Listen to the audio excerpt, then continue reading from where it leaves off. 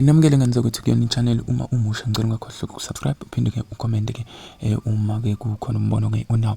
Lana ke kuthiwa ke umkhankaso usebenzisana lapha ke uhlanganisa i-Fox Security, i-Johannesburg Metropolis kanye ke ne-South African Police Service nophiko ke loRhebe ke oluphenya ke ukushushumbiswa kwabantu ke lapha ke i-Serious Organized Crime Investigation uholele ekuthenini ke kuboshwe noma ke ekuboshweni ke kowesilisa wangaphandle ke oneminyaka engu-47 ubudala ke enkameni ke yeGoli kwaphinde ke kwahlengwa ke ngempumelelo abafana ke abayishumi.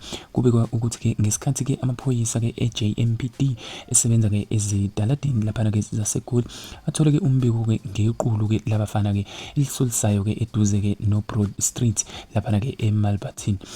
Ngemuva ke kwemibuzo ke nje lapha ke eyengeziwe lamaphoyisa ke athola ukuthi ke laba bafana ke babuye kwamanye ke amazwe futhi ke abakwazi ke ukukhuluma ke isiNgisi.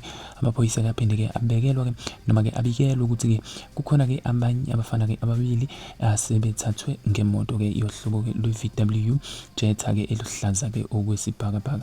Imoto ke ibanjwe ke ngokuhamba ke kwesikhathi emgaqweni ke kodwa umshayeli wabaleka nokwaholela ke ekuthenini ke ajahwe waze wabanjwa ku-Commissioner Street lapha ke waboshwa futhi ke kwahlengwa ke abafana ke ababili abebesemotweni ke benqunu. Umsolwa ke uzovela ke enkantolo yemantshi ke yaseBuyisini ngolwesine ke mhla ka-8 January 2020. Lapha ke 2026 ngamacala ke ukuba kuleli ke ngokungekho ke emthethweni kanye ke nezinsolo zokushushumbisa abantu.